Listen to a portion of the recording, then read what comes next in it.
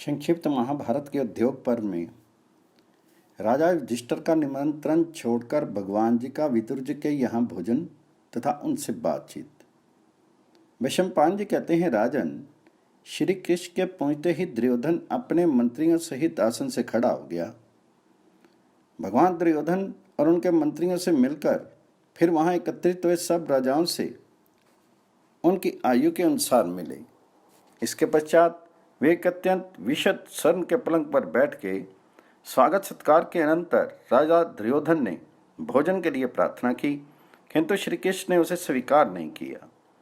तब दुर्योधन ने श्री कृष्ण से आरंभ में मधुर किंतु परिणाम में शठता से भरे हुए शब्दों में कहा, जनार्दन, हम आपको जो अच्छे अच्छे खाद्य और पेय पदार्थ तथा वस्त्र और शैयाएं भेंट कर रहे हैं, उन्हें आप स्वीकार क्यों नहीं करते हैं? आपने तो दोनों ही पक्षों को सहायता दी है और आप हित भी दोनों ही का करना चाहते हैं। इसके सिवा आप महाराज धृतराष्ट्र के संबंधी और प्रिय भी हैं। धर्म और अर्थ का रहस्य भी आप अच्छी तरह जानते ही हैं। अतः इसका क्या कारण है, ये मैं सुनना चाहता हूँ। दुर्योधन के इस प्रकार पूछने पर महामना मधुसूदन ने अपनी विशाल भुजा उठाकर मेघ के समान गंभीर वाणी में कहा, राजन, ऐसा नियम है कि दूत अपना उद्देश्य पूर्ण होने पर ही भोजन आदि ग्रहण करते हैं। अतः जब मेरा काम पूरा हो जाए तब तुम भी मेरा और मेरे मंत्रियों का सत्कार करना। मैं काम, क्रोध, द्वेष, स्वार्थ, कपट अथवा लोभ में पड़कर धर्म को किसी प्रकार नहीं छोड़ सकता। भोजन या तो प्रेमवश किया जाता है या आपत्ति में पड़कर किया जाता है। सो तुम्हारा तो मेरे प्रति प्रेम नहीं है और मैं किसी आपत्ति में ग्रस्त नहीं हूँ। देखो, पांडव तो तुम्हारे भाई ही हैं। वे सदा अपने स्नेहियों के अनुकूल रहते हैं और उनमें सभी सद्गुण विद्यमान हैं। फिर भी तुम बिना कारण जन्म से ही उनसे द्वेष करते हो। उनके साथ द्वेष करना ठीक नहीं है। वे तो सदा अपने धर्म में स्थित रहते हैं। उनसे जो द्वेष करता है वह तो मुझसे भी द्वेष करता है, और जो उनके अनुकूल है वे मेरे भी अनुकूल है। धर्मात्मा पांडवों के साथ जो तुम मुझे एक रूप हुआ ही समझो। जो पुरुष काम और क्रोध का गुलाम है तथा मूर्तावश गुणवानों से विरोध और द्वेष करता है, उसी को अधम कहते हैं। तुम्हारे इस सारे अन्न का संबंध दुष्ट पुरुषों से है, इसलिए ये खाने योग्य नहीं है। मेरा तो यही विचार है कि मुझे केवल विदुर जी का अन्न खाना चाहिए। दुर्योधन से ऐसा कहकर श्री कृष्ण उनके महल से निकलकर विदुर जी के घर आ गए। विदुर जी के घर पर ही उनसे मिलने के लिए भीष्म, द्रोण, कृप, वाहनिक तथा कुछ अन्य कुरुवंशी आए। उन्होंने कहा, वार्ष्णे, हम आपको उत्तम उत्तम पदार्थों से पूर्ण अनेकों भवन समर्पित करते हैं। वहां चलकर आप विश्राम कीजिए। उनसे श्री मधुसूदन ने कहा, आप सब लोग पधारें। आप मेरा सब प्रकार सत्कार कर चुके। कौरव के चले जाने पर विदुर जी ने बड़े उत्साह से श्री कृष्ण का पूजन किया। फिर उन्होंने उन्हें अनेक प्रकार के उत्तम और गुण युक्त भोज्य और पेय पदार्थ किए। उन पदार्थों से श्री कृष्ण ने पहले ब्राह्मणों को तृप्त किया, फिर अपने अनुयायियों के सहित बैठकर स्वयं भोजन किया। जब भोजन के पश्चात भगवान विश्राम करने लगे तो रात्रि के समय विदुर जी ने उनसे कहा, केशव, आप यहाँ आए, ये विचार आपने ठीक नहीं किया। मंदमती दुर्योधन धर्म और अर्थ दोनों ही को छोड़ बैठा है। वह क्रोधी और गुरुजनों की आज्ञा का उल्लंघन करने वाला है।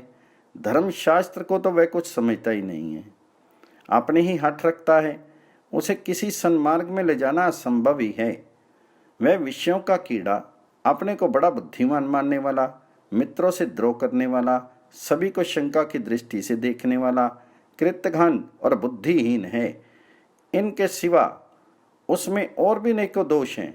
आप उनसे हित की बात कहेंगे तो भी वह क्रोधवश कुछ सुनेगा नहीं। भीष्म, द्रोण, कृप, कर्ण, अश्वत्थामा और जयद्रथ के कारण उसे उस राज्य को स्वयं ही हड़प जाने का पूरा भरोसा है। इसलिए उसे संधि करने का विचार ही नहीं होता।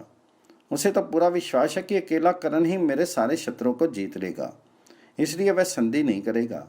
आप तो संधि का प्रयत्न कर रहे हैं, किंतु धृतराष्ट्र के पुत्रों ने तो ये प्रतिज्ञा कर ली है कि पांडवों को उनका भाग कभी नहीं देंगे। जब उनका ऐसा विचार है तो उनसे कुछ भी कहना व्यर्थ ही होगा। मधुसूदन, जहाँ अच्छी और बुरी दोनों तरह की बात को एक ही तरह सुना जाए, वहाँ बुद्धिमान पुरुष को कुछ नहीं कहना चाहिए। वहाँ कोई बात कहना तो बहरों के आगे राग अलापने के समान व्यर्थ ही है। श्री कृष्ण, पहले जिन राजाओं ने आपके साथ वैर ठाना, उन सब ने अब आपके भय से दुर्योधन का आश्रय लिया है। वे सब योद्धा दुर्योधन के साथ मेल करके अपने प्राण तक निछावर करके पांडवों से लड़ने को तैयार हैं। अतः आप उन सबके बीच में जाएं। ये बात मुझे अच्छी नहीं लगती। यद्यपि देवता लोग भी आपके सामने नहीं टिक सकते और मैं आपके प्रभाव, बल और बुद्धि को अच्छी तरह जानता हूँ, तथापि आपके प्रति प्रेम और सौहार्द का भाव होने के कारण मैं ऐसा कह रहा हूँ। कमल नयन, आपका दर्शन करके आज मुझे जैसी प्रसन्नता हो रही है वह मैं आपसे क्या कहूँ। आप तो अपने देहधारियों के अंतरात्मा हैं, आपसे छिपा ही क्या है। तो श्री कृष्ण ने कहा, विदुर जी, एक महान बुद्धिमान को जैसी बात कहनी चाहिए और मुझ जैसे प्रेम पात्र से आपको जो कुछ कहना चाहिए तथा आपके मुख से जैसा धर्म और अर्थ से युक्त वचन निकलना चाहिए, वैसे ही बात आपने माता पिता के समान स्नेहवश कही है। मैं दुर्योधन की दुष्टता और क्षत्रिय वीरों के वैर भाव आदि सब बातों को जानकर ही आज कौरवों के पास आया हूँ। मनुष्य का कर्तव्य है कि वह धर्मता प्राप्त कार्य को करे। यथाशक्ति प्रयत्न करने पर भी यदि वह उसे पूरा नहीं कर सके तो भी उसे उसका पुण्य तो अवश्य ही मिल जाएगा, इससे मुझे संदेह नहीं है। दुर्योधन और उसके मंत्रियों को भी मेरी शुभ, हितकारी और धर्म एवं अर्थ के अनुकूल बात माननी ही चाहिए। मैं तो निष्कपट भाव से कौरव, पांडव और पृथ्वी तल के समस्त क्षत्रियों के हित का ही प्रयत्न करूंगा। इस प्रकार हित का प्रयत्न करने पर भी यदि दुर्योधन मेरी बात में शंका करे तो भी मेरा चित्त तो प्रसन्न ही होगा और मैं अपने कर्तव्य से उन्नत भी हो जाऊंगा। श्री कृष्ण संधि करा सकते थे तो भी उन्होंने क्रोध के आवेश में आए हुए कौरव पांडवों को रोका नहीं। ये बात मूढ़ धर्मी ना कहें, इसलिए मैं यहाँ संधि कराने के लिए आया हूँ। दुर्योधन ने यदि मेरी धर्म और अर्थ के अनुकूल हित की बात सुनकर भी उस पर ध्यान नहीं दिया तो वह अपने किए का फल भोगेगा। इसके पश्चात यदुकुल भूषण श्री कृष्ण पलंग पर लेट गए। मैं सारी रात महात्मा विदुर और श्री कृष्ण के इस प्रकार बात करते करते बीत गई। मैं शम्पायन जी कहते हैं, प्रातःकाल उठकर श्री कृष्ण ने स्नान, जप और अग्निहोत्र से निवृत्त होकर उदित होते हुए सूर्य का उपस्थान किया और फिर वस्त्र एवं आभूषण आदि धारण किए। इसी समय राजा दुर्योधन और सुबल के पुत्र शकुनी ने उनके पास आकर कहा, महाराज धृतराष्ट्र तथा भीष्म आदि सब कौरव महानुभाव सभा में आ गए हैं और आपकी बाट देख रहे हैं। तब श्री कृष्ण ने बड़ी मधुर वाणी में उन दोनों का अभिनंदन किया। इसके पश्चात सारथी ने आकर श्री कृष्ण के चरणों में प्रणाम किया और उनका उत्तम घोड़ों से जुता हुआ शुभ रथ लाकर खड़ा कर दिया। श्री यदुनाथ उस रथ पर सवार हुए। उस समय कौरव वीर उन्हें सब ओर से घेर कर चले।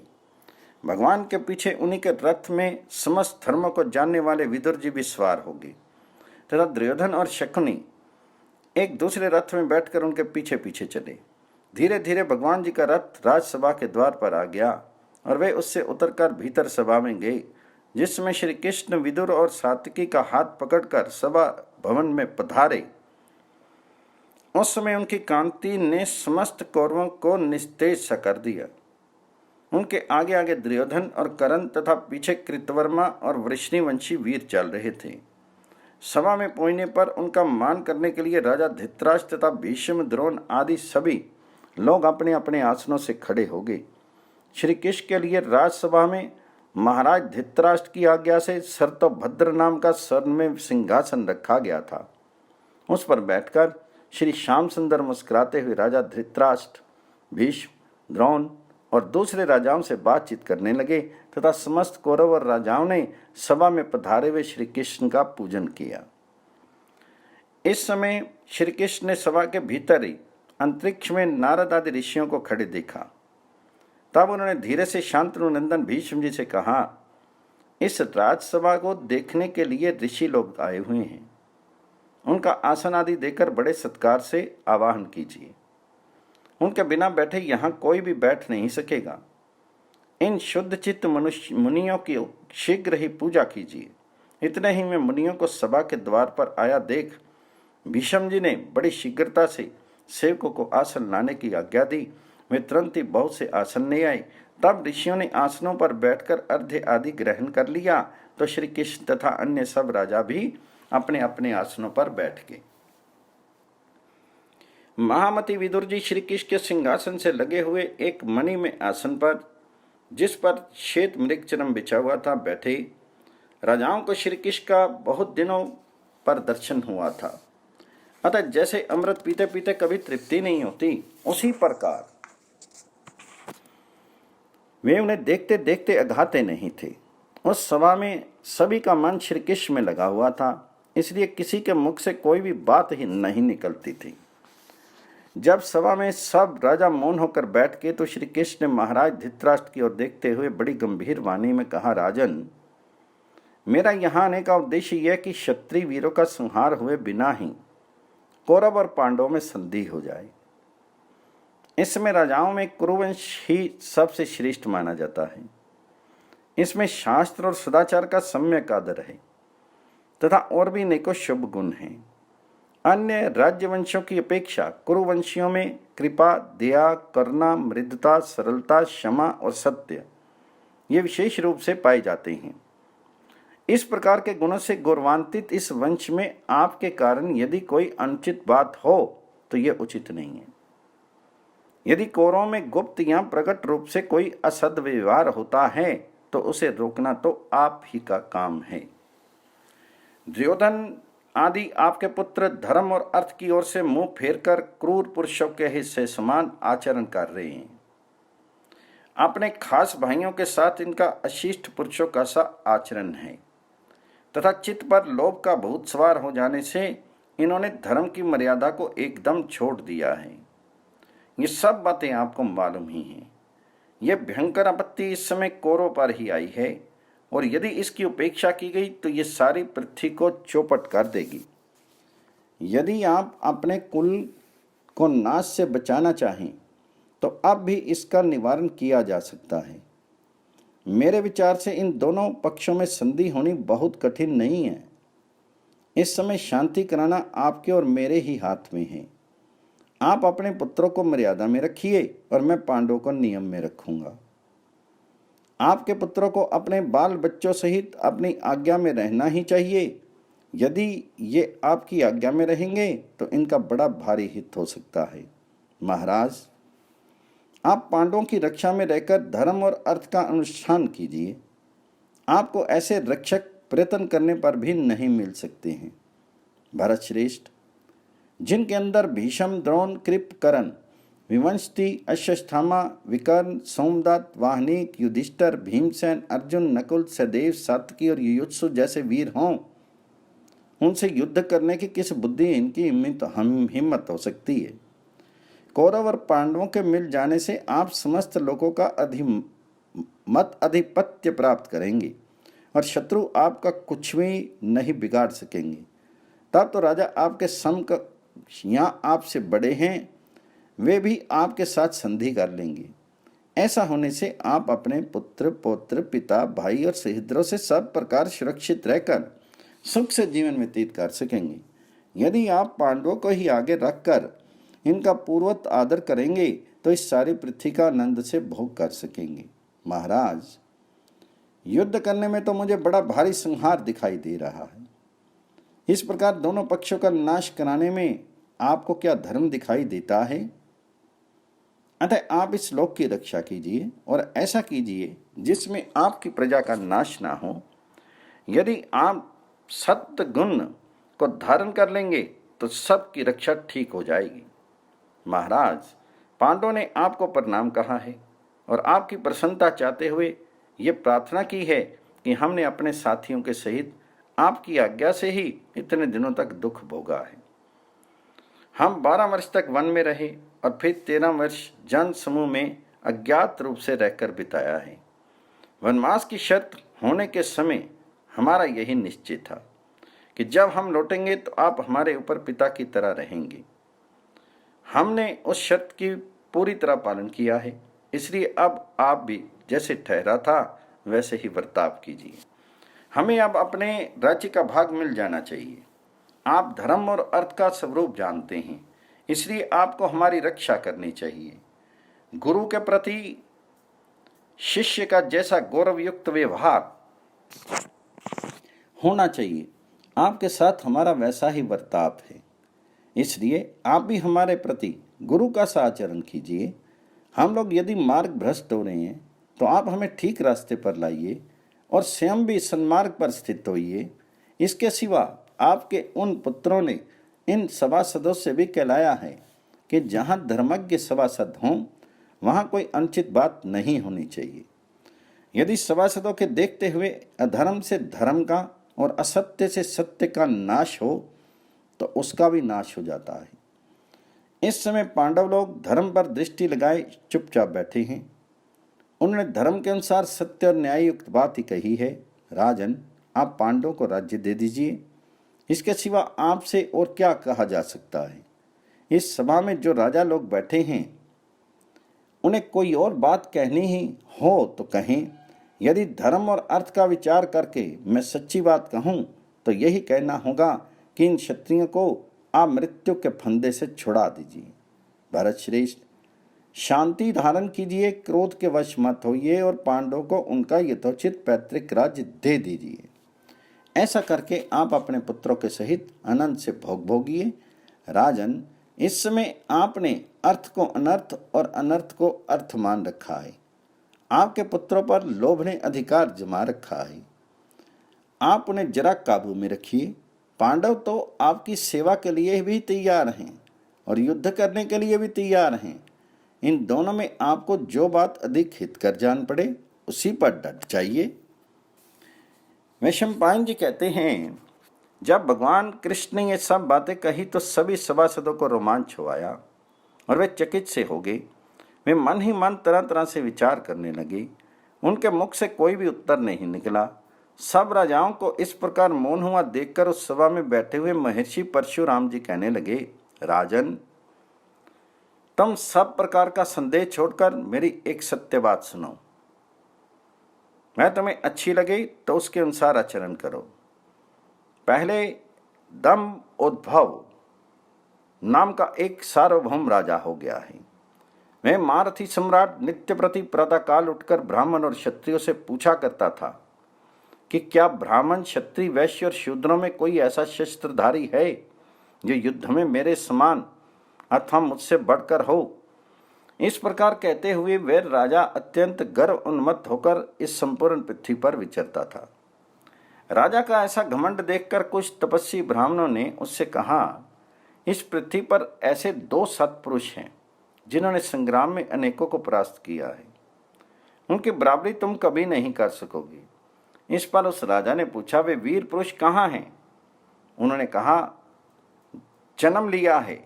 वे क्या काम करते हैं और वे कौन हैं? तो ब्राह्मण ने कहा, वे नर और नारायण नाम के 2 तपस्वी हैं। इस समय मनुष्य लोक में ही आए हुए हैं। तुम उनके साथ युद्ध करो। वे गंधमादन पर्वत पर बड़ा ही घोर और अवर्णनीय तप कर रहे हैं।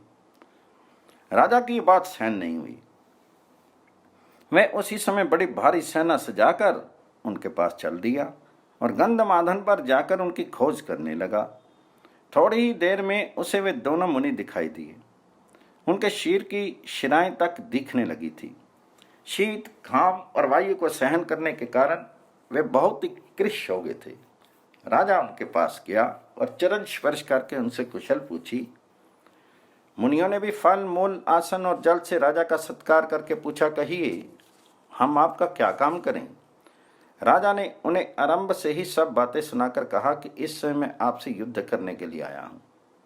ये मेरी बहुत दिनों की अभिलाषा है, इसलिए इसे स्वीकार करके ही आप मेरा आतिथ्य कीजिए।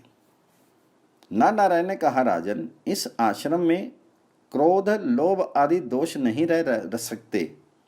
यहाँ युद्ध की तो कोई बात ही नहीं है। फिर अस्त्र शस्त्र या कुटिल प्रकृति के लोग कैसे रह सकते हैं? पृथ्वी पर बहुत से क्षत्रिय हैं। तुम किसी दूसरी जगह जाकर युद्ध के लिए प्रार्थना करो। नारायण के इस प्रकार बार बार समझाने पर भी दम्भोद भाव की युद्ध लिप्सा शांत नहीं हुई और इसके लिए उनसे आग्रह करता ही रहा। तब भगवान नर ने एक मुट्ठी सींके लेकर कहा, अच्छा, तुम्हें युद्ध की बड़ी लालसा है तो अपने हथियार उठा लो और अपनी सेना को तैयार करो। ये सुनकर दंभोदभ और उनके सैनिकों ने उन पर बड़े पैने बाणों की वर्षा करनी आरंभ कर दी। भगवान नर ने एक सींग को अमोघ अस्त्र के रूप में परिणित करके छोड़ा। उससे बड़े आश्चर्य की बात हुई कि मुनिवर नर ने उन सब वीरों के आंख, नाक और कानों को सींकों से भर दिया। इसी प्रकार सारे आकाश को सफेद सींकों से भरा देखकर राजा दंभोदभ उनके चरणों में गिर पड़ा और मेरी रक्षा करो, मेरी रक्षा करो, इस प्रकार चिल्लाने लगा। तब शरणागत वत्सल नर ने शरणापन राजा से कहा, राजन, तुम ब्राह्मणों की सेवा करो और धर्म का आचरण करो। ऐसा काम फिर कभी मत करना। तुम बुद्धि का आश्रय लो और लोभ को छोड़ दो तथा अहंकार शून्य, जितेंद्रिय, क्षमाशील, मृदु और शांत होकर प्रजा का पालन करो। अब भविष्य में तुम किसी का अपमान मत करना। इसके बाद राजा दंभोदभ उन मुनीश्वरों के चरणों में प्रणाम करके अपने नगर में लौट आया और अच्छी तरह धर्म के अनुकूल व्यवहार करने लगा। इस प्रकार उस समय नर ने यह बड़ा भारी काम किया था। इस समय नर ही अर्जुन हैं, अतः जब तक वे अपने श्रेष्ठ धनुष कंठी पर बाण ना छुड़ाएं तभी तक तुम मान छोड़कर अर्जुन की शरण ले लो। जो संपूर्ण जगत के निर्माता, सबके स्वामी, समस्त कर्मों के साक्षी हैं, वे नारायण अर्जुन के सखा हैं। इसलिए युद्ध में उनके पराक्रम को सहना तुम्हारे लिए कठिन होगा। अर्जुन में अगणित गुण हैं और श्री कृष्ण तो उनसे भी बढ़कर हैं। कुंती पुत्र अर्जुन के गुणों का तो तुम्हें भी कई बार परिचय मिल चुका है और जो पहले नर और नारायण थे वे ही इस समय अर्जुन और श्री कृष्ण हैं। उन दोनों को तुम समस्त पुरुषों में श्रेष्ठ और बड़े वीर समझो। यदि तुम्हें मेरी बात ठीक जान पड़ती हो और मेरे प्रति किसी प्रकार का संदेह ना हो तो तुम सद्बुद्धि का आश्रय लेकर पांडवों के साथ संधि कर लो। परशुराम जी का भाषण सुनकर महर्षि कर्ण भी दुर्योधन से कहने लगे, लोक पिता में ब्रह्मा और नर नारायण, वे अक्षय और अविनाशी हैं। अदिति के पुत्रों में केवल विष्णु ही सनातन, अजय, अविनाशी, नित्य और सबके ईश्वर हैं। उनके सिवा चंद्रमा, सूर्य, पृथ्वी, जल, वायु, अग्नि, आकाश, ग्रह और तारे ये सभी विनाश का कारण उपस्थित होने पर नष्ट हो जाते हैं।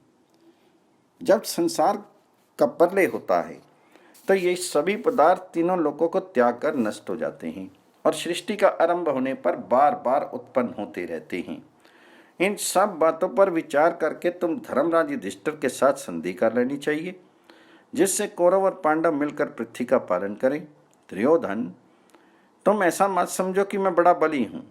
संसार में बलवानों की अपेक्षा भी दूसरे बली पुरुष दिखाई देते हैं।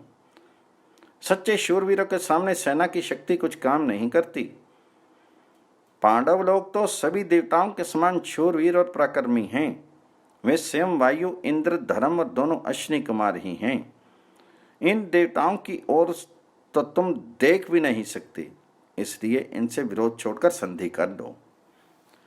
तुम्हें इन तीर्थ स्वरूप श्री कृष्ण के द्वारा अपने कुल की रक्षा का प्रयत्न करना चाहिए। यहाँ महातपस्वी देव ऋषि नारद जी विराजमान हैं। वे श्री विष्णु भगवान जी के महत्व को प्रत्यक्ष जानते हैं। वे चक्र गदाधर श्री विष्णु ही यहाँ श्री कृष्ण रूप में विद्यमान हैं। महर्षि कनु की बात सुनकर दुर्योधन लंबी लंबी सांस लेने लगा। उसकी त्योरी चढ़ गई। वह कर्ण की ओर देखकर जोर जोर से हंसने लगा। उस दुष्ट ने कर्ण के कथन पर कुछ भी ध्यान नहीं दिया और ताल ठोककर इस प्रकार कहने लगा, महर्षि, जो कुछ होने वाला है और जो जैसी मेरी गति होनी है उसी के अनुसार ईश्वर ने मुझे रचा है और वैसा ही मेरा आचरण है। उसमें आपके कथन से क्या होना है। संक्षिप्त महाभारत के उद्योग पर्व में श्री कृष्ण का दुर्योधन को समझाना तथा भीष्म, द्रोण, विदुर और धृतराष्ट्र द्वारा उनका समर्थन। वैशंपायन जी कहते हैं, राजन, भगवान वेद व्यास, भीष्म और नारद जी ने भी दुर्योधन को अनेक प्रकार से समझाया। उस समय नारद जी ने जो बातें कही थी वे सुनिए। उन्होंने कहा, संसार में सहृदय श्रोता मिलना कठिन है और हित की बात कहने वाला सुहृद भी दुर्लभ है, क्योंकि जिस संकट में अपने सगे संबंधी भी साथ छोड़ देते हैं वहां भी सच्चा मित्र संग बना रहता है। अतः कुरुनंदन, तुम्हें अपने हितैषियों की बात पर अवश्य ध्यान देना चाहिए। इस तरह हट करना ठीक नहीं है, क्योंकि हट का परिणाम बड़ा दुखदायी होता है। धृतराज ने कहा, भगवान आप जैसा कह रहे हैं ठीक ही है, मैं भी यही चाहता हूं, परंतु ऐसा कर नहीं पाता। इसके बाद वे श्री कृष्ण से कहने लगे, केशव आपने जो कुछ कहा है सब प्रकार सुखप्रद, सद्गति देने वाला, धर्म अनुकूल और न्याय संगत है, किंतु मैं स्वाधीन नहीं हूं। मंदमती दुर्योधन मेरे मन के अनुकूल आचरण नहीं करता और ना शास्त्र का ही अनुसरण करता है। आप किसी प्रकार उसे समझाने का प्रयत्न करें। मैं गंधारी, बुद्धिमान विदुर जी तथा भीष्म आदि जो हमारे अन्य हितैषी हैं उनकी शुभ शिक्षा पर भी कुछ ध्यान नहीं देता। आप स्वयं आप ही इस पाप बुद्धि, क्रूर और दुरात्मा दुर्योधन को समझाइए। यदि इसने आपकी बात मान ली तो आपके हाथ से अपने सुहृदों का ये बड़ा भारी काम हो जाएगा। तब सब प्रकार के धर्म और अर्थ के रहस्य को जानने वाले श्री कृष्ण मधुर वाणी में दुर्योधन से कहने लगे, कुरुनंदन मेरी बात सुनो। इससे तुम्हें और तुम्हारे परिवार को बड़ा सुख मिलेगा। तुमने बड़े बुद्धिमानों के कुल में जन्म लिया है, इसलिए तुम्हें ये शुभ काम कर डालना चाहिए। तुम जो कुछ कामना चाहते हो वैसा काम तो वे लोग करते हैं जो नीच कुल में पैदा हुए होते हैं तथा दुष्चित्त होते हैं, क्रूर होते हैं, निर्लज्ज होते हैं। इस विषय में तुम्हारी जो हठ है वह बड़ी भयंकर, अधर्म रूप और प्राणों की प्यासी है। उससे अनिष्ट ही होगा, उसका कोई प्रयोजन भी नहीं है और ना वह सफल ही हो सकती है। इस अनर्थ को त्याग देने पर ही तुम अपना तथा अपने भाई, सेवक और मित्रों का हित कर सकोगे तथा तुमको अधर्म और अयश की प्राप्ति कराने वाला काम करना चाहते हो उससे छूट जाओगे। देखो, पांडव लोग बड़े बुद्धिमान, शूरवीर, उत्साही, आत्मज्ञ और बहुश्रुत हैं। तुम उनके साथ संधि कर लो, इसी में तुम्हारा हित है। और यदि यही महाराज धृतराष्ट्र, पिता में भीष्म, द्रोणाचार्य, विदुर, कृपाचार्य, सोमदत्त, वाहिनी, कश्यस्थामा, विकर्ण, संजय, विवंशती तथा तुम्हारे अधिकांश बंधु बांधव और मित्रों को प्रिय भी है। भाई, संधि करने में ही सारे संसार की शांति है। तुम में लज्जा, शास्त्र ज्ञान और अक्रूरता आदि गुण भी हैं। अतः तुम्हें अपने माता पिता की आज्ञा में ही रहना चाहिए। पिता जो कुछ शिक्षा देते हैं उसे सब लोग हितकारी मानते हैं। जब मनुष्य बड़ी भारी विपत्ति में पड़ जाता है तब उसे अपने पिता की सीख ही याद आती है।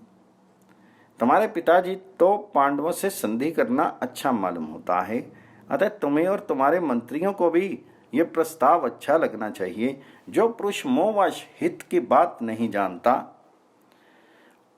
ना ही मानता है, उसे धीर सूत्री कोई काम पूरा नहीं होता और कोरा पश्चाताप ही उसके पल्ले पड़ता है।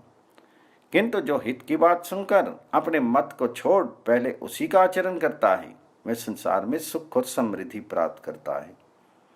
जो पुरुष अपने मुख्य सलाहकारों को छोड़कर नीच प्रकृति के पुरुषों का संग करता है वह बड़ी भारी विपत्ति में पड़ जाता है और फिर उसे उससे निकलने का रास्ता नहीं मिलता।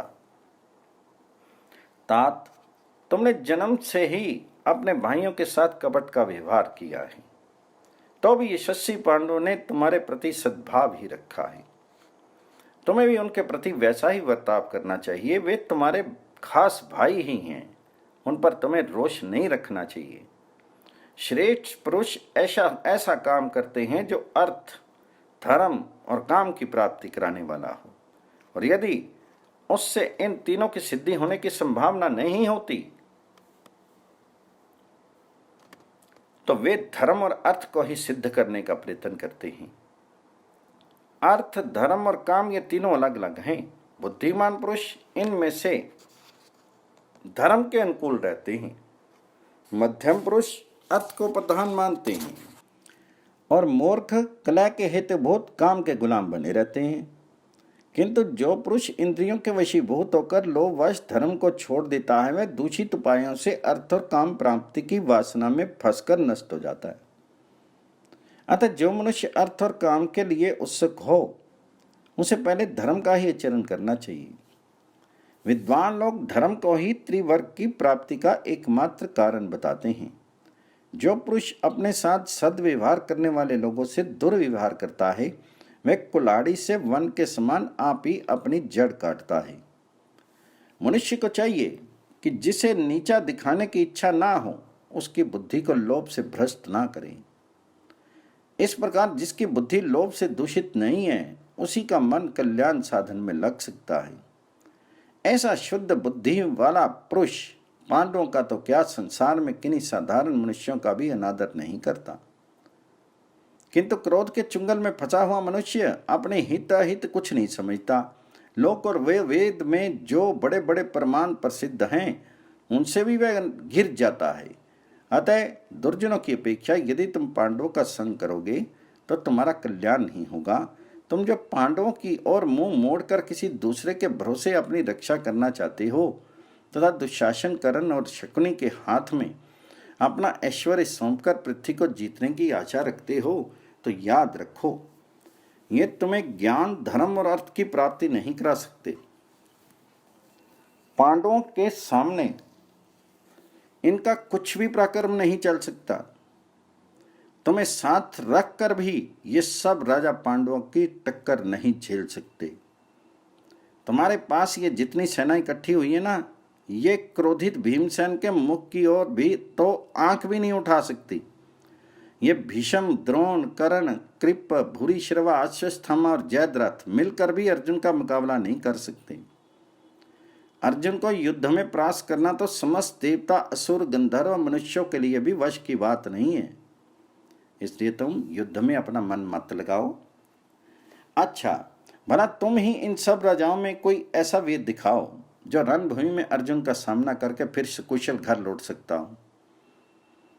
इसके लिए विराटनगर में अकेले अर्जुन की अनेकों महारथियों से युद्ध करने की जो अद्भुत बात सुनी जाती है, वही पर्याप्त प्रमाण है। अजय जिसने संग्राम में साक्षात श्री शंकर जी को भी संतुष्ट कर दिया, उस अजय और विजय वीर अर्जुन को तुम जीतने की आशा रखते हो? फिर जब मैं भी उसके साथ हूं, तब तो साक्षात इंद्र ही क्यों ना हो। ऐसा कौन है जो अपने मुकाबले में आए हुए अर्जुन को युद्ध के लिए ललकार सके? जो पुरुष युद्ध में अर्जुन को जीतने की शक्ति रखता है, वह तो अपने हाथों से पृथ्वी को उठा सकता है, क्रोध से सारी प्रजा को भस्म कर सकता है और देवताओं को भी स्वर्ग से गिरा सकता है। तुम तनिक अपने पुत्र, भाई, बंधु बांधव और संबंधियों की ओर तो देखो, ये तुम्हारे लिए नष्ट ना हो। देखो, कौरवों का बीज बना रहने दो। इस वंश का पराभव मत करो। अपने को कुलघाती मत कहलाओ और अपनी कीर्ति को कलंकित मत करो। महारथी पांडव तुम्हें ही युवराज बनाएंगे और इस साम्राज्य पर तुम्हारे पिता धृतराष्ट्र को ही स्थापित करेंगे। देखो, बड़े उत्साह से अपने पास आती हुई राज्य लक्ष्मी का तिरस्कार मत करो और पांडवों को आधा राज्य देकर यह महान ऐश्वर्य प्राप्त कर लो। यदि तुम पांडवों से संधि कर लोगे और अपने हितैषियों की बात मानोगे, तो चिरकाल तक अपने मित्रों के साथ आनंद पूर्वक सुख भोगोगे। भरत श्रेष्ठ, जन्मेजय, श्री कृष्ण का ये भाषण सुनकर शांतनुनंदन भीष्म ने दुर्योधन से कहा, तात, अपने स्वार्थों का हित चाहने वाले श्री कृष्ण ने जो तुम्हें समझाया है, इसका यही आशय है कि तुम अब भी मान जाओ और व्यर्थ असहिष्णुता छोड़ दो। यदि तुम महामना श्री कृष्ण की बात नहीं मानोगे तो तुम्हारा कभी हित नहीं हो सकता और ना तुम सुख ही पा सकोगे। श्री केशव ने जो कुछ कहा है वह धर्म और अर्थ के अनुकूल है, तुम उसे स्वीकार कर लो। व्यर्थ प्रजा का संहार मत कराओ। यदि तुम ऐसा नहीं करोगे तो तुम्हें तथा तुम्हारे मंत्री, पुत्र, बंधु बांधवों को अपने प्राणों से भी हाथ धोने पड़ेंगे। भरत नंदन, श्री कृष्ण धृतराष्ट्र और विदुर के नीति युक्त वचनों का उल्लंघन करके तुम अपने को कुलग्न, कुपुरुष, कुमति और कुमारगामी मत कहलाओ तथा अपने माता पिता को शोक सागर में मत डुबाओ। इसके बाद द्रोणाचार्य ने कहा, राजन, श्री कृष्ण और भीष्म जी बड़े बुद्धिमान, मेधावी, जितेंद्रिय, अर्थनिष्ठ और बहुश्रुत हैं। उन्हें तुम्हारे हित की ही बात कही है, तुम उसे मान लो और मोहवश श्री कृष्ण का तिरस्कार मत करो। जो लोग तुम्हें युद्ध के लिए उत्साहित कर रहे हैं उनसे तुम्हारा कुछ भी काम नहीं बन सकेगा। यह तो संग्राम में शत्रुओं के प्रति वैर विरोध का घंटा दूसरों के ही गले में बांधेंगे।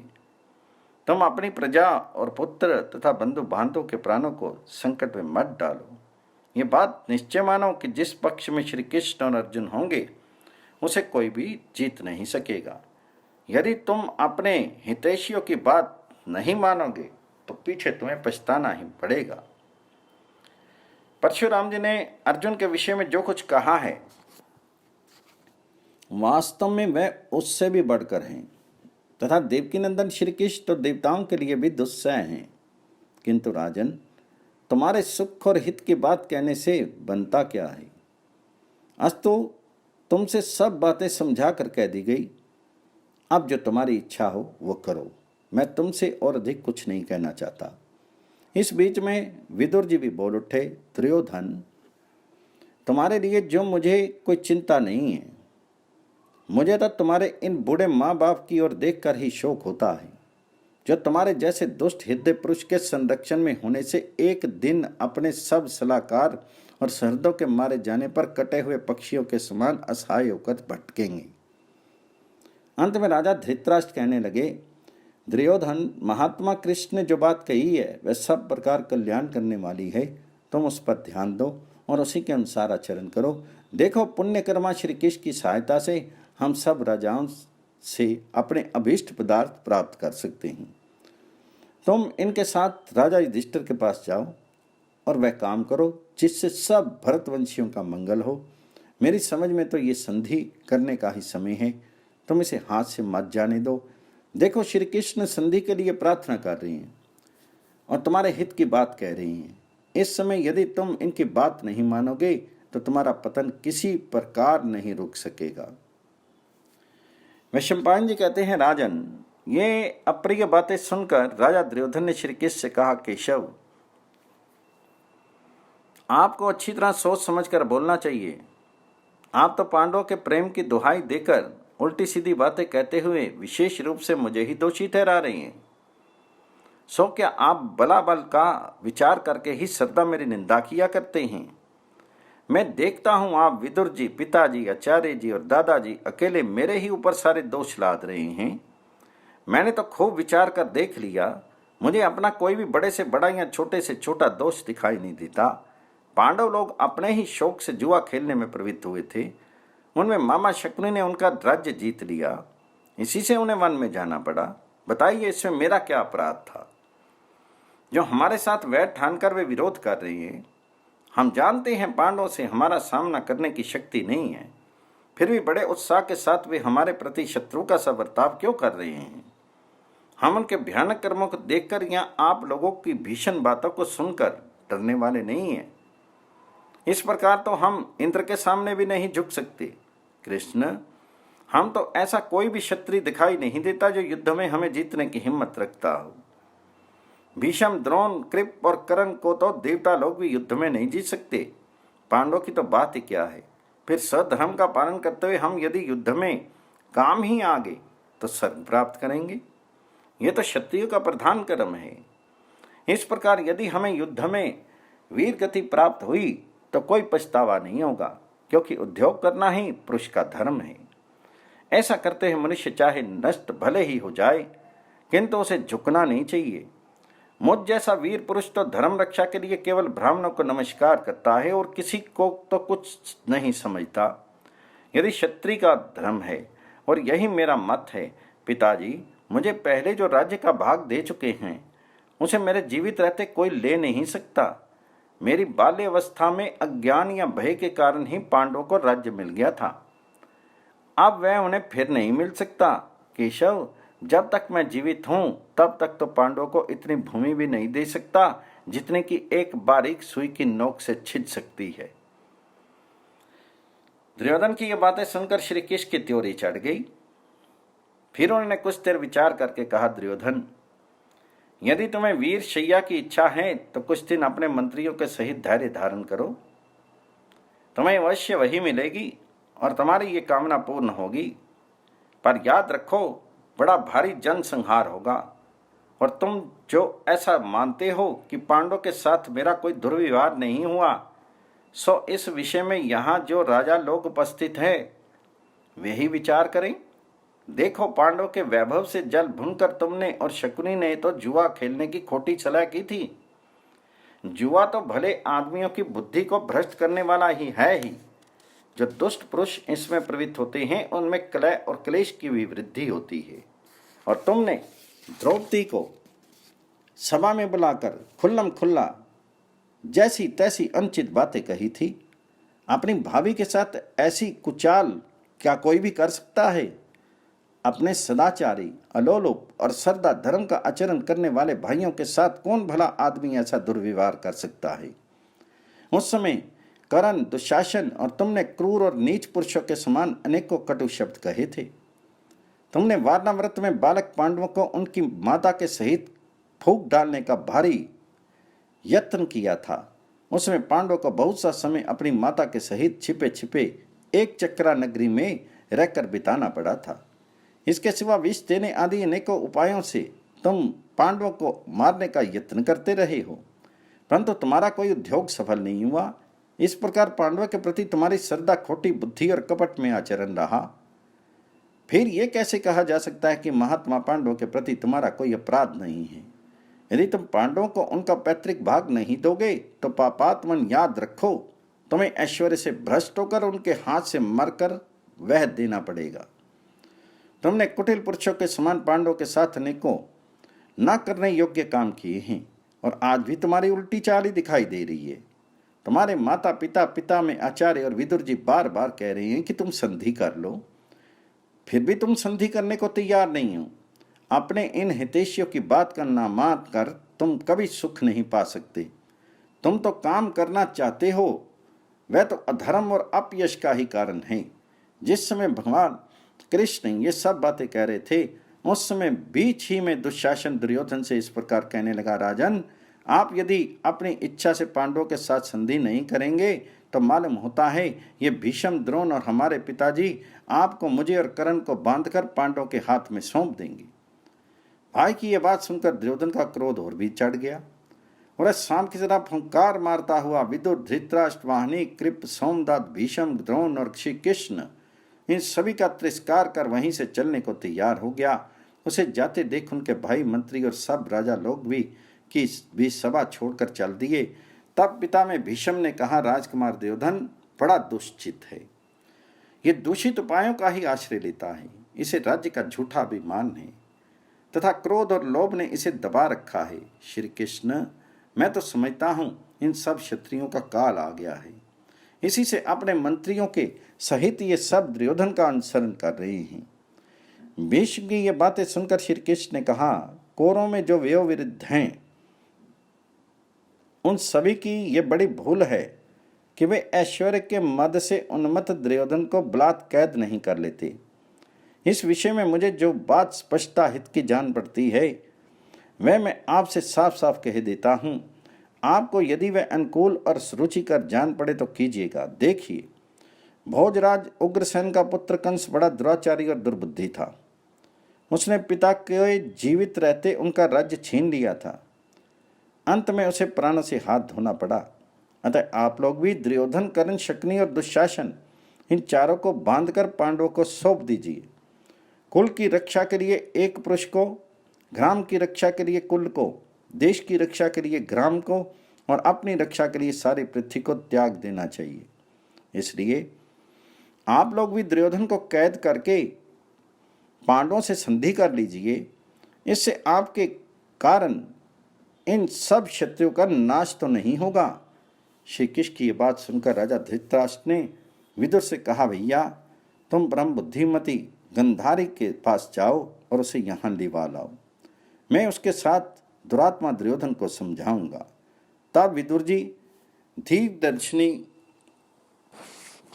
गंधारी को सभा में ले आए। उससे धृतराष्ट्र ने कहा, गंधारी, तुम्हारा ये दुष्ट पुत्र मेरी बात नहीं मानता। इसने अशिष्ट पुरुषों के समान सब मर्यादा छोड़ दी है। देखो, वह हितैषियों की बात न मानकर इस समय अपने पापी और दुष्ट साथियों के सहित सभा से चला गया है।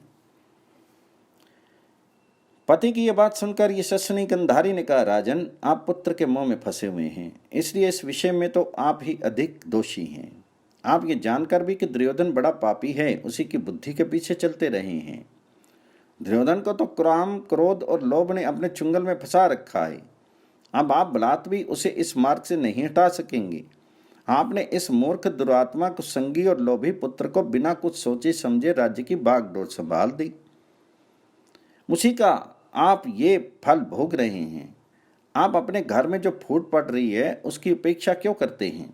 इस तरह सज्जनों के फूटने पर तो शत्रु लोग आपकी हंसी करेंगे। देखिए, यदि साम या भेद से ही विपत्ति टल सकती हो तो कोई भी बुद्धिमान सज्जनों के दंड का प्रयोग नहीं करेगा। इसके बाद राजा धृतराष्ट्र और गंधारी के कहने से विदुर जी दुर्योधन को फिर सभा में लिवा लाए। दुर्योधन की आंखें क्रोध से लाल हो रही थी और वह सर्प के समान फुंकारे सी भर रहा था। इस समय माता क्या कहती ये सुनने के लिए फिर राजसभा में आ गया।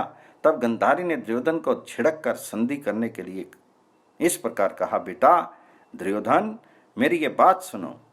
इससे तुम्हारी संतान का हित होगा तथा भविष्य में भी तुम्हें सुख मिलेगा। तुमसे तुम्हारे पिता भीष्म जी, द्रोणाचार्य, कृपाचार्य और विदुर जी जो बात कही है उसे तुम स्वीकार कर लो। यदि तुम पांडवों से संधि कर लोगे तो सच मानो इससे पिता में भीष्म की, पिताजी की, मेरी और द्रोणाचार्य आदि अपने हितैषियों की तुम्हारे द्वारा बड़ी सेवा होगी। भैया, राज्य को पाना, बचाना और भोगना अपने वश की बात नहीं है। जो पुरुष जितेंद्रिय होता है वही राज्य की रक्षा कर सकता है। काम और क्रोध तो मनुष्य को अर्थ से च्युत कर देते हैं।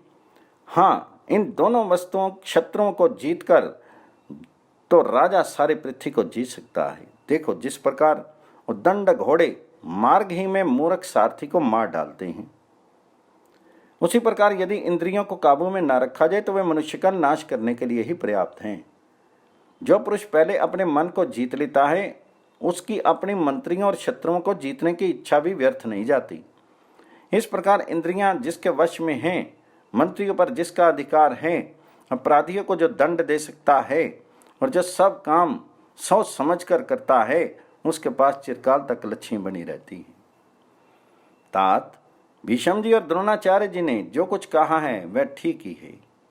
वास्तव में श्री कृष्ण और अर्जुन को कोई नहीं जीत सकता, इसलिए तुम श्री कृष्ण की शरण लो। यदि ये प्रसन्न होंगे तो दोनों ही पक्षों का हित होगा। भैया, युद्ध करने में कल्याण नहीं है, उसमें धर्म और अर्थ ही नहीं है, तो सुख कहाँ से होगा? युद्ध में विजय मिल ही जाएगी ऐसा भी नहीं कहा जा सकता। इसलिए तुम युद्ध में मन मत लगाओ। यदि तुम अपने मंत्रियों सहित राज्य भोगना चाहते हो तो पांडवों का जो न्यायोचित भाग है वह उन्हें दे दो।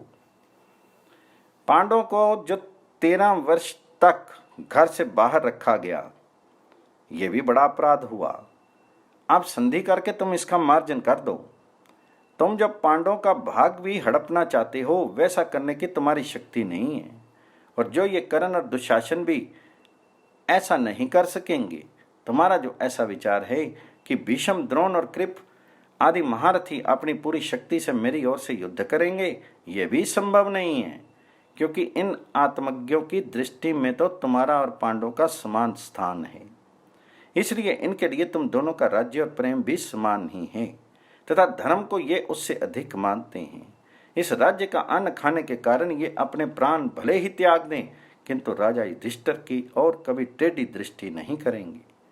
तात, संसार में लोभ करने से किसी को संपत्ति नहीं मिलती, अतः तुम लोभ छोड़ दो और पांडवों से संधि कर लो। वैशंपायन जी कहते हैं, माता के कहे इन नीति युक्त वाक्यों पर दुर्योधन ने कुछ भी ध्यान नहीं दिया और वह बड़े क्रोध से सभा को छोड़कर अपने दुष्ट बुद्धि मंत्रियों के पास चला आया। फिर दुर्योधन, कर्ण, शकुनि और दुशासन इन चारों ने मिलकर ये सलाह की कि देखो, ये कृष्ण राजा धृतराष्ट्र और भीष्म के साथ मिलकर हमें कैद करना चाहता है, सो पहले हम ही लोग इसे बलात् कैद कर लें। कृष्ण को कैद हुआ सुनकर पांडवों का सारा उत्साह ठंडा पड़ जाएगा और वे कृत्य में विमूढ़ हो जाएंगे। सात्विकी इशारे से ही दूसरे के मन की बात जान लेते थे। वे तुरंत ही उनका भाव ताड़ गए और सभा से बाहर आकर कृतवर्मा से बोले, शीघ्र सेना सजाओ और जब तक मैं इनके कुविचार की श्रीकृष्ण को सूचना दूं, तुम स्वयं कवच धारण करके सेना को व्यूह रचना की रीति से खड़ी करके सभा भवन के द्वार पर ला जाओ। फिर सिंह जैसे गुहा में जाता है, उसी प्रकार सभा में जाकर उन्होंने श्रीकृष्ण से उनका वह कुविचार कह दिया। फिर वे मुस्कुराकर राजा धृतराष्ट्र और विदुर से कहने लगे, सत्पुरुषों की दृष्टि में दूत को कैद करना धर्म, अर्थ और काम के सरदा विरुद्ध है, किंतु ये मूर्ख वही करने का विचार कर रहे हैं। इनका ये मनोरथ किस प्रकार पूरा नहीं हो सकता, ये बड़े ही क्षुद्र हृदय हैं। इन्हें नहीं सूझता कि श्री कृष्ण को कैद करना वैसे ही है जैसे कोई बालक जलती हुई आग को कपड़े में लपेटना चाहे। सात्विकी की यह बात सुनकर दीर्घदर्शी विदुर जी ने धृतराष्ट्र से कहा, राजन, मालूम होता है आपके सभी पुत्रों को मौत ने घेर रखा है। इसी से वे ना करने योग्य और अपयश की प्राप्ति कराने वाले काम करने पर कमर कसे हुए हैं। देखिए ना, ये लोग आपस से मिलकर बलात् इन कमलनयन श्री कृष्ण का तिरस्कार करके इन्हें कैद करने का विचार कर रहे हैं, किंतु ये नहीं जानते कि आग के पास जाते ही जैसे पतंगे नष्ट हो जाते हैं, उसी तरह श्री कृष्ण के पास पहुंचते ही इनका खोज मिट जाएगा। इसके बाद श्री कृष्ण ने धृतराष्ट्र से कहा, राजन, यदि वे क्रोध में भरकर मुझे कैद करने का साहस कर रहे हैं तो आप जरा आज्ञा दे दीजिए, फिर देखें ये मुझे कैद करते हैं या मैं इन्हें बांध लेता हूं। अच्छा, यदि मैं इसी समय इन्हें और इनके अनुयायियों को बांधकर पांडवों को सौंप दूं तो मेरा ये काम अनुचित तो नहीं होगा। राजन, मैं आपके सब पुत्रों को आज्ञा देता हूं, दुर्योधन की जैसी इच्छा है मैं वैसा कर देखी। इस पर महाराज धृतराष्ट्र ने विदुर से कहा, तुम शीघ्र ही पापी दुर्योधन को ले आओ। संभव है इस बार मैं उसके अनुयायियों सहित उसे ठीक रास्ते पर ला सकूं। विदुर जी दुर्योधन की इच्छा ना होने पर भी उसे फिर सभा में ले आए। उस समय उनके भाई और राजा लोग भी उनके साथ ही लगे हुए थे। तब राजा धृतराष्ट्र ने उससे कहा, क्यों रे कुटिल दुर्योधन, तो अपने पापी साथियों के साथ मिलकर एकदम पाप कर्म करने पर ही उतारू हो गया है। याद रख, तुझ जैसा मूढ़ और कुल कलंक पुरुष जो कुछ करने का विचार करेगा वह कभी पूरा नहीं होगा। उससे सत्पुरुष तेरी निंदा करेंगे। कहते हैं तू अपने पापी साथियों से मिलकर इन श्री कृष्ण को कैद करना चाहता है। सो इन्हें तो इंद्र के सहित सब देवता भी अपने काबू में नहीं कर सकते। तेरा ये दुस्साहस तो ऐसा है जैसे कोई बालक चंद्रमा को पकड़ना चाहे। मालूम होता है तुझे श्री केशव के प्रभाव का कुछ भी पता नहीं है। अरे, जैसे वायु को हाथ से नहीं पकड़ा जा सकता और पृथ्वी को सिर पर नहीं उठाया जा सकता, वैसे ही श्री कृष्ण को कोई बल से नहीं बांध सकता। इसके बाद विदुर जी बोले, दुर्योधन, तुम मेरी बात सुनो। देखो, श्री कृष्ण को कैद करने का विचार नरकासुर ने भी किया था, किंतु सब दानवों के साथ मिलकर भी वह ऐसा नहीं कर सका। फिर तुम इन्हें अपने बलबूते पर पकड़ने का साहस कैसे करते हो? इन्होंने बाल्यावस्था में ही पूतना और बकासुर को मार डाला था, गोवर्धन पर्वत को हाथ पर उठा लिया था, अरिष्टासुर, धेनुकासुर, चाणूर, केशी और कंस को भी धूल में मिला दिया था। इनके सिवा ये जरासंध, दंतवक्त, शिशुपाल, बाणासुर तथा और भी अनेकों राजाओं को नीचा दिखा चुके हैं। साक्षात वरुण, अग्नि और इंद्र भी इनसे हार मान चुके हैं। अपने अन्य अवतारों में ये मधुकैटभ और हयग्रीवादी अनेकों दैत्यों को पछाड़ चुके हैं। ये संपूर्ण पृथ्वियों के प्रेरक हैं, किंतु स्वयं किसी की भी प्रेरणा से कोई काम नहीं करते। यही सकल पुरुषार्थों के कारण है। ये जो कुछ करना चाहें वही काम अनायास कर सकते हैं। तुम्हें इनके प्रभाव का पता नहीं है। देखो, यदि तुम इनका तिरस्कार करने का साहस करोगे तो उसी प्रकार तुम्हारा नाम निशान मिट जाएगा, जैसे अग्नि में गिरकर पतंगा नष्ट हो जाता है। विदुर जी का वक्तव्य समाप्त होने पर भगवान श्री कृष्ण ने कहा, दुर्योधन, तुम जो अज्ञानवश ये समझते हो कि मैं अकेला हूं और मुझे दबाकर कैद करना चाहते हो, सो याद रखो, समस्त पांडव और वृष्णि तथा अंधक वंशीय यादव भी यही हैं। वे ही नहीं, आदित्य, रुद्र, वसु और समस्त महर्षिगण भी यहीं मौजूद हैं। ऐसा कहकर शत्रु दमन श्री कृष्ण ने अट्टहास किया। बस तुरंत ही उनके सब अंगों में बिजली सी कांति वाले अंगुष्ठाकार सब देवता दिखाई देने लगे। उनके ललाट देश में ब्रह्मा, वक्षस्थल में रुद्र, भुजाओं में लोकपाल और मुख में अग्निदेव थे। आदित्य, साध्य, वसु, अश्विनी कुमार, इंद्र के सहित मरुदगण, विश्वदेव तथा यक्ष, गंधर्व और राक्षस, ये सब उनके शीर से अभिन्न जान पड़ते थे। उनकी दोनों भुजाओं से बलभद्र और अर्जुन प्रकट हुए। उनमें धनुर्धर अर्जुन दाहिनी और हलधर बलराम बाईं ओर थे। भीम, युधिष्ठिर, नकुल, सहदेव उनके पृष्ठभाग में थे तथा प्रद्युम्न आदि अंधक और वृष्णिवंशी यादव अस्त्र शस्त्र लिए उनके आगे दिख रहे थे। इस समय श्री कृष्ण के अनेकों भुजाएं दिखाई देती थी। उनमें शंख, चक्र, गदा, शक्ति, शांग्र, धनुष, हर और नंदक खड़ग लिए हुए थे। उनके नेत्र, नासिका और करनंद्रों से बड़ी भीषण आग की लपटें तथा रोमकूपों में से सूर्य की सी किरणें निकल रही थी। श्री कृष्ण के इस भयंकर रूप को देखकर सब राजाओं ने भयभीत होकर नेत्र मोद लिए। केवल द्रोणाचार्य, भीष्म, विदुर, संजय और ऋषि लोग ही उनका दर्शन कर सके, क्योंकि भगवान ने उन्हें दिव्य दृष्टि दे दी थी। सभा भवन में भगवान जी का ये अद्भुत कृत्य देखकर देवताओं के धुंधवियों का शब्द होने लगा तथा आकाश से पुष्पों की झड़ी लग गई। तब राजा धृतराष्ट्र ने कहा, कमलयन, सारे संसार के हितकर्ता आप ही हैं, अतः आप हम पर कृपा कीजिए। मेरी प्रार्थना है कि इस समय मुझे दिव्य नेत्र प्राप्त हों। मैं केवल आप ही के दर्शन करना चाहता हूँ, फिर किसी दूसरे को देखने की मेरी इच्छा नहीं है। इस पर भगवान श्री कृष्ण ने कहा, कुरुनंदन, तुम्हारे अदृश्य रूप से 2 नेत्र हो जाएं। जब सभा में बैठे हुए राजा और ऋषियों ने देखा कि महाराज धृतराष्ट्र को नेत्र प्राप्त हो गए हैं, तो उन्हें बड़ा ही आश्चर्य हुआ और वे श्री कृष्ण की स्तुति करने लगे। उस समय पृथ्वी डगमगाने लगी, समुद्र में खलबली पड़ गई और सब राजा भुचक्के से रह गए। फिर भगवान जी ने उस स्वरूप को तथा अपने दिव्य अद्भुत और चित्र विचित्र माया को समेट लिया। इसके पश्चात वे ऋषियों से आज्ञा लेकर सात्विकी और कृतवर्मा का हाथ पकड़े सभा भवन से चल दिए। उनके चलते ही नारद आदि ऋषि भी अंतर ध्यान हो गए। श्री कृष्ण को जाते देख राजाओं के सहित सब कौरव भी उनके पीछे पीछे चलने लगे, किंतु श्री कृष्ण ने उन राजाओं की और कुछ भी ध्यान नहीं दिया। इतने ही में दारुक उनका दिव्य रथ सजा कर ले आया। भगवान रथ पर सवार हुए। उनके साथी महारथी कृतवर्मा भी चढ़ता दिखाई दिया। इस प्रकार जब वे जाने लगे तो महाराज धृतराष्ट्र ने कहा, जनार्दन, पुत्रों पर मेरा बल कितना काम करता है ये आपने प्रत्यक्ष ही देख लिया। मैं तो चाहता हूं कि किसी प्रकार कौरव पांडवों में मेल हो जाए और इसके लिए प्रयत्न भी करता हूं, किंतु अब मेरी दिशा देखकर आप मुझ पर संदेह नहीं करें। इस पर भगवान कृष्ण ने राजा धृतराष्ट्र, द्रोणाचार्य, भीष्म, विदुर, कृपाचार्य, वाहनिक से कहा, इस समय कौरवों की सभा में जो कुछ हुआ है वे आपने प्रत्यक्ष देख लिया तथा ये बात भी आप सबके सामने ही है कि मंदबुद्धि दुर्योधन किस प्रकार फुनक कर सभा से बाहर चला गया।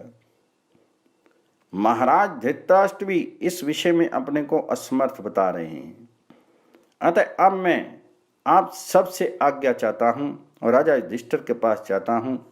इस प्रकार आज्ञा लेकर जब भगवान रथ में चढ़कर चलने लगे तो भीष्म, द्रोण, कृप, विदुर, धृतराष्ट्र, वाहिनी, कश्यस्थामा, विकर्ण और युयुत्सु आदि कौरव वीर कुछ दूर उनके पीछे गए।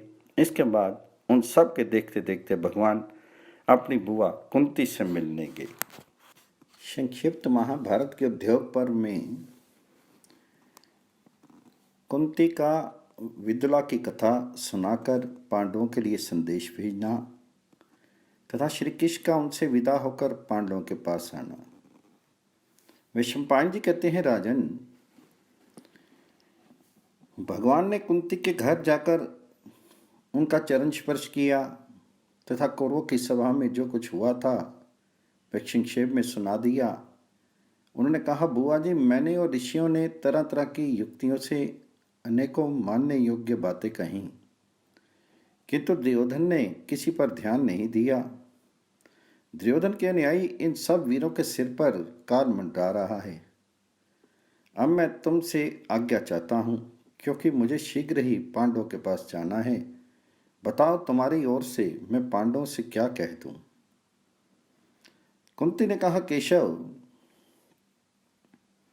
मेरी ओर से तुम युधिष्ठिर से कहना कि पृथ्वी का पालन करना तुम्हारा धर्म है।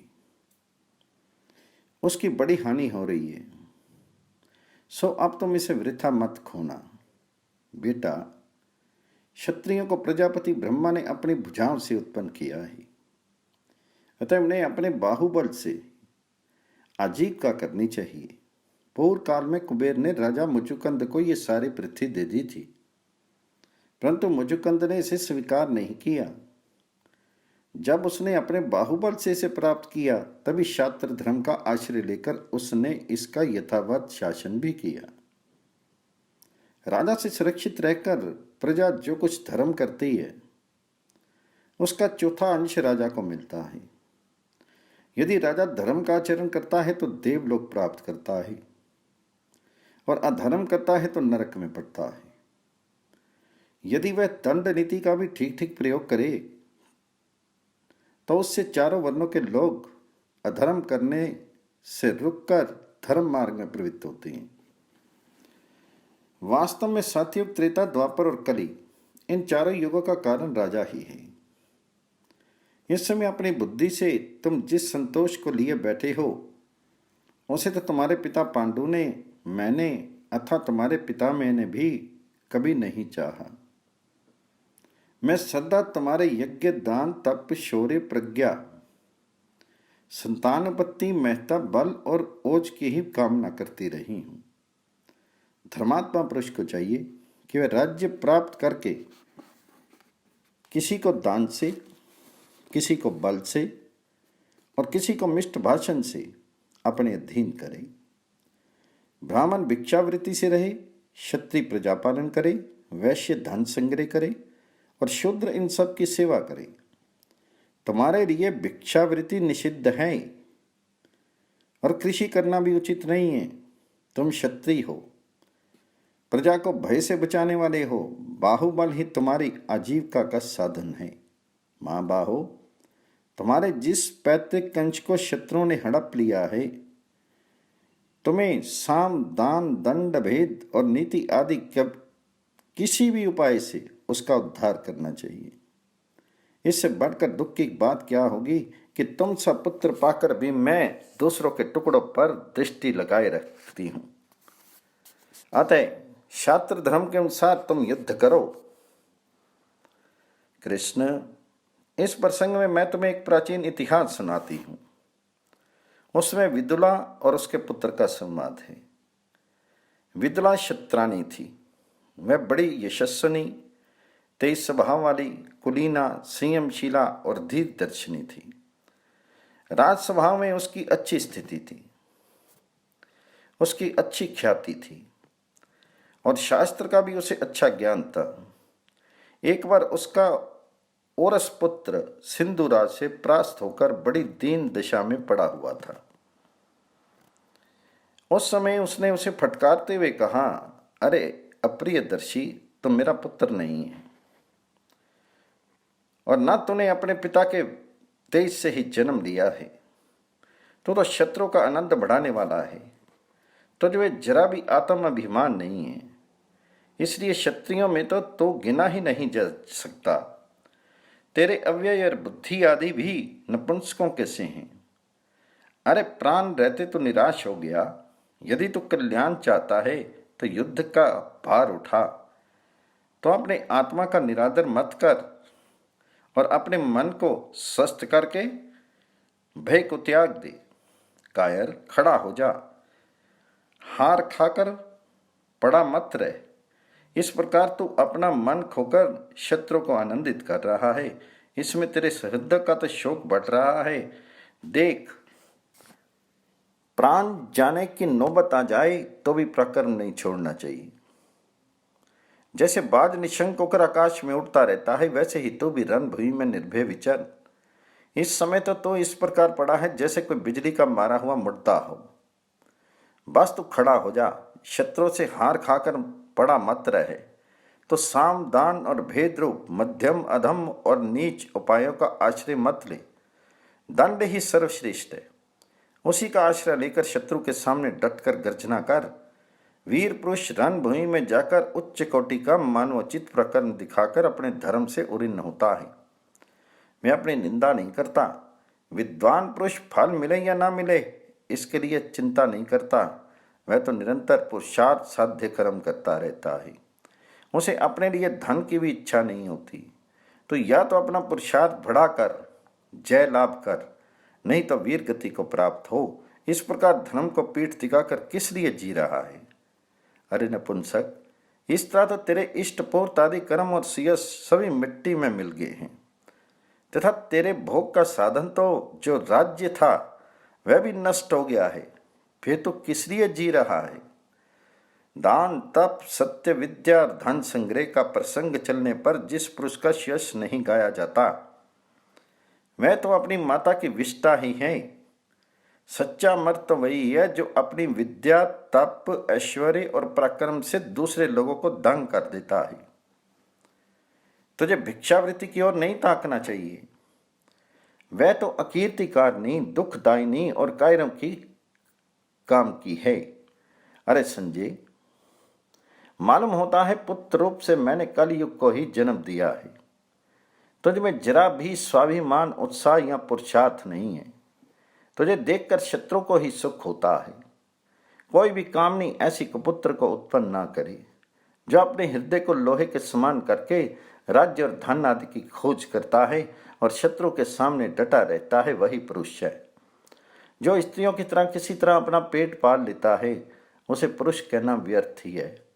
यदि शूरवीर तेजस्वी बलि और सिंह के समान पराक्रम करने वाला राजा वीर गति पा जाता है तो भी उसके राज्य में प्रजा को प्रसन्नता ही होती है। जिस प्रकार सभी प्राणियों की जीविका मेघ के अधीन है, उसी प्रकार ब्राह्मण लोग तथा मेरे सुहृदों की जीविका तुझ पर ही निर्भर होनी चाहिए। जा किसी पर्वतीय किले में जाकर रह और शत्रु के ऊपर आपातकाल आने की प्रतीक्षा कर। वे अजर अमर तो है ही नहीं बेटा, तेरा नाम तो संजय है, किंतु मुझे तुझ में ऐसा कोई दुख कोई गुण दिखाई नहीं देता। तो संग्राम में जय प्राप्त करके अपने नाम को सार्थक कर। जब तू बालक था उस समय एक भूत भविष्य को जानने वाला बुद्धिमान ब्राह्मण ने तुझे देखकर कहा था कि एक बार बड़ी भारी विपत्ति में पड़कर फिर उन्नति करेगा। इस बात को याद करके मुझे तेरी विजय की पूरी आशा है, इसी से मैं तुझसे कह रही हूं और फिर भी बराबर कहती रहूंगी। शंबर मुनि का कथन है कि जहां आज भोजन नहीं है न कल के लिए ही कोई प्रबंध है, ऐसी चिंता रहती है, उससे बढ़कर बुरी कोई दशा नहीं हो सकती। जब तू देखेगा कि आजीविका न रहने से तेरे काम काज करने वाले दास सेवक आचार्य ऋतिक और पुरोहित तुझे छोड़कर चले गए हैं तो तेरा वह जीवन किस काम का होगा? पहले मैंने या मेरे पति ने कभी किसी ब्राह्मण से नहीं नहीं कहा। अब यदि मुझे नहीं कहना पड़ा तो मेरा हृदय फट जाएगा। हम सदा दूसरों को आश्रय देते रहे हैं, दूसरे की आज्ञा सुनने की हमें आदत नहीं है। यदि मुझे किसी दूसरे के आश्रय जीवन काटना पड़ा तो मैं प्राण त्याग दूंगी। देख, यदि तूने जीवन का लोभ नहीं किया तो तेरे सभी शत्रु परास्त किए जा सकते हैं। तू युवा है तथा विद्या कुल और रूप से संपन्न है। यदि तुझ जैसा यशस्वी और जगत विख्यात पुरुष ऐसा विपरीत आचरण करे और अपने कर्तव्य भार को ना उठावे तो मैं इसे मृत्यु ही समझती हूँ। यदि मैं तुझे शत्रु के साथ चिकनी चुपड़ी बातें बनाते या उसके पीछे पीछे चलते देखूंगी तो मेरे हृदय को कैसे शांति होगी। इस कुल में ऐसा कोई पुरुष नहीं जन्मा जो अपने शत्रु का पिछलग्गू होकर रहा हो। भैया, तुझे शत्रु का सेवक होकर जीना किसी प्रकार उचित नहीं है। जिस पुरुष ने क्षत्रिय कुल में जन्म लिया है और जिसे शास्त्र धर्म का ज्ञान है, वह भय से अथवा आजीविका के लिए कभी किसी के सामने नहीं झुक सकता। वह महामना वीर तो मत वाले हाथी के समान रणभूमि में विचरता है और केवल धर्म रक्षा के लिए सदा ब्राह्मण के सामने ही झुकता है। पुत्र कहने लगा, माँ, तुम वीरों किसी बुद्धि वाली किंतु बहुत ही निठुर और क्रोध करने वाली हो। तुम्हारा हृदय तो मानो लोहे का ही गढ़ कर बनाया गया है। अहो, क्षत्रियों का धर्म बड़ा ही कठिन है, जिसके कारण स्वयं तुम ही दूसरे की माता के समान अथवा जैसे किसी दूसरे से कह रही हो, इस प्रकार मुझे युद्ध के लिए उत्साहित कर रही हो। मैं तो तुम्हारा इकलौता पुत्र हूँ, फिर भी तुम मुझसे ऐसी बात कह रही हो। जब तुम मुझी को नहीं देखोगी तो इस पृथ्वी गहने भोग और जीवन से भी तुम्हें क्या सुख होगा। फिर तुम्हारा अत्यंत प्रिय पुत्र मैं तो संग्राम में काम आ जाऊंगा। तो माता ने कहा, संजय, समझदारों की सब अवस्थाएं धर्म या अर्थ के लिए ही होती हैं। उन पर दृष्टि रख के ही मैं तुझे युद्ध के लिए उत्साहित कर रही हूं। यह तेरे लिए कोई दर्शनीय कर्म करके दिखाने का समय आया है। इस अवसर पर यदि तूने कुछ प्रकर्म नहीं दिखाया और अपने शीर या शत्रु के प्रति कड़ाई से काम नहीं लिया तो तेरा बड़ा तिरस्कार होगा। इस तरह जब तेरे अपयश का अवसर सिर पर नाच रहा है, उस समय यदि मैं तुझसे कहूँ ना कहूँ, कुछ नहीं कहूँ, तो लोग मेरे प्रेम को गधी का सा कहेंगे और उसे समर्थहीन और निष्कारण बतावेंगे। अतः तो सत्पुरुषों से निंदित तथा मूर्खों से सेवित मार्ग को छोड़ दे। जिसका आश्रय प्रजा ने ले रखा है वह तो बड़ी भारी अविद्या ही है। मुझे तो तू तभी प्रिय लगेगा जब तेरा आचरण सत्पुरुषों के योग्य होगा। जो पुरुष विनयहीन, शत्रु पर चढ़ाई न करने वाला, दुष्ट और दुर्बुद्धि पुत्र या पुत्र को पाकर भी सुख मानता है, उसका संतान पाना व्यर्थ है। जो अपना कर्तव्य कर्म नहीं करते बल्कि निंदनीय कर्म का आचरण करते हैं, उन अधम पुरुषों को तो न इस लोक में सुख मिलता है और न परलोक में ही। प्रजापति ने क्षत्रियों को तो युद्ध करने और विजय प्राप्त करने के लिए ही रचा है। युद्ध में जय या मृत्यु प्राप्त करने से क्षत्रिय इंद्रलोक प्राप्त कर लेते हैं। शत्रु को वश में करके क्षत्रिय जिस सुख का अनुभव करता है वह तो इंद्र भवन या स्वर्ग में भी नहीं है। पुत्र बोला, माता जी, ये ठीक है, किंतु तुम्हें अपने पुत्र के प्रति तो ऐसी बातें नहीं कहनी चाहिए। उस पर जड़ और मूकवत होकर तुम्हें दया दृष्टि ही रखनी चाहिए। माता ने कहा, बेटा, जिस प्रकार तुम मुझे मेरा कर्तव्य बता रहा है उसी प्रकार मैं तुझे तेरा कर्तव्य सुझा रही हूँ। जब तो सिंधु देश के सब योद्धाओं का संहार कर डालेगा तभी मैं तेरी प्रशंसा करूंगी। मैं तो तेरी कठिनता से प्राप्त होने वाले विजय ही देखना चाहती हूँ। तब पुत्र ने कहा, माता जी, मेरे पास ना तो खजाना है ना कोई सहायक है, फिर मेरी जय कैसे होगी। इस विकट परिस्थिति का विचार करके मैं तो स्वयं ही राज्य की आज्ञा छोड़ बैठा हूँ। ठीक वैसे ही जैसे पापी पुरुष स्वर्ग प्राप्ति की आशा नहीं रखता। यदि इस स्थिति में भी तुम्हें कोई उपाय दिखाई देता हो तो मुझे बताओ, जैसा तुम कहोगी वैसा ही करूँगा। माता बोली, बेटा, यदि आरंभ से ही अपने पास वैभव ना हो तो इसके लिए अपना तिरस्कार ना करें। ये धन संपत्ति पहले ना होकर पीछे हो जाते हैं तथा होकर नष्ट हो जाते हैं। अतः दावश किसी भी प्रकार अर्थ संग्रह की ही नादानी नहीं करनी चाहिए। उसके लिए तो बुद्धिमान पुरुष को धर्म के अनुसार ही प्रयत्न करना चाहिए। कर्मों के फल के साथ तो सदा ही अनित्यता लगी हुई है। कभी उसका फल मिलता है, कभी नहीं मिलता है, तो भी मतिमान पुरुष कर्म किया करते हैं।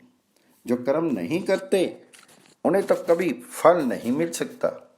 अतः प्रत्येक मनुष्य को निश्चय रखकर ही मेरा अभीष्ट कर्म सिद्ध होगा ही उसे करने के लिए खड़ा हो जाना चाहिए, सावधान रहना चाहिए और ऐश्वर्य प्राप्ति के कामों में जुटे रहना चाहिए। कर्म में प्रवृत्त होते समय पुरुष को मांगलिक कर्म करने चाहिए तथा ब्राह्मण और देवताओं का पूजन करना चाहिए। ऐसा करने से राजा की उन्नति होती है। जो लोग लोभी, शत्रु के द्वारा दलित और अपमानित तथा उनसे दाह करने वाले हैं, उन्हें तू अपने पक्ष में कर ले। ऐसा करने से तू अपने बहुत से शत्रुओं का नाश कर सकेगा। उन्हें पहले ही से वेतन दे, रोज सवेरे ही उठ और सबके साथ प्रिय भाषण कर। ऐसा करने से वे अवश्य तेरा प्रिय करेंगे। जब शत्रु को यह मालूम हो जाता है कि मेरा प्रतिपक्षी प्राणपण से युद्ध करेगा, तो उसका उत्साह ढीला पड़ जाता है। कैसी भी विपत्ति आने पर राजा को घबराना नहीं चाहिए। यदि घबराहट हो भी तो घबराए हुए के समान आचरण नहीं करना चाहिए। राजा को भयभीत देखकर प्रजा, सेना और मंत्री भी डर कर अपना विचार बदल लेते हैं। उनमें से कोई तो शत्रुओं से मिल जाते हैं, कोई छोड़कर चले जाते हैं, कोई जिनका पहले अपमान किया होता है राज्य छीनने को तैयार हो जाते हैं। उस समय केवल वे ही लोग साथ देते हैं जो उनके गहरे मित्र होते हैं, किंतु हितैषी होने पर भी शक्तिहीन होने के कारण वे कुछ नहीं कर पाते, कुछ नहीं कह पाते। मैं तेरे पुरुषार्थ और बुद्धि बल को जानना चाहती थी, इसी से तेरा उत्साह बढ़ाने के लिए तुझसे ये आश्वासन की बातें कही हैं। यदि तुझे ऐसे मालूम होता कि मैं ठीक कह रही हूँ, तो विजय प्राप्त करने के लिए कमर कस के खड़ा हो जा। हमारे पास अभी बड़ा भारी खजाना है, उसे मैं ही जानती हूँ और किसी को उसका पता नहीं है। वह मैं तुझे सौंपती हूँ। संजय, अभी तो तेरे सैकड़ों सहद हैं। वे सभी सुख दुख को सहन करने वाले और संग्राम में पीठ न दिखाने वाले हैं। राजा संजय छोटे मन का आदमी था, किंतु माता के ऐसे वचन सुनकर उनका मोह नष्ट हो गया। उसने कहा, मेरा ये राज्य शत्रु रूप जल में डूब गया है। अब मुझे इसका उद्धार करना है, नहीं तो मैं रणभूमि में प्राण दे दूंगा। आहा, मुझे भावी वैभव का दर्शन कराने वाली तुम जैसी पथ प्रदर्शिका माता मिली है।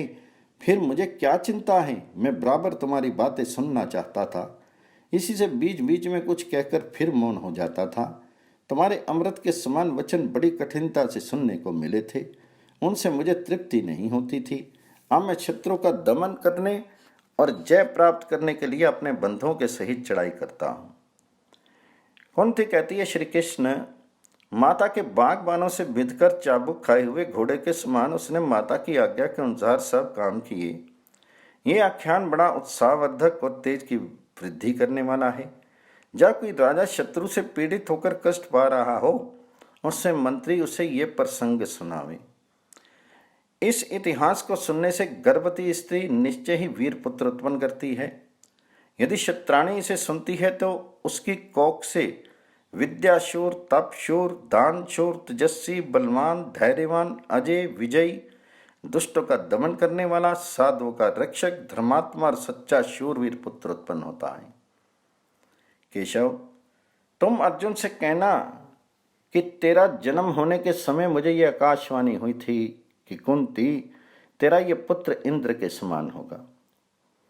यह भीमसेन के साथ रहकर युद्ध स्थल में आए हुए सभी कौरवों को जीत लेगा और अपने शत्रुओं को व्याकुल कर देगा।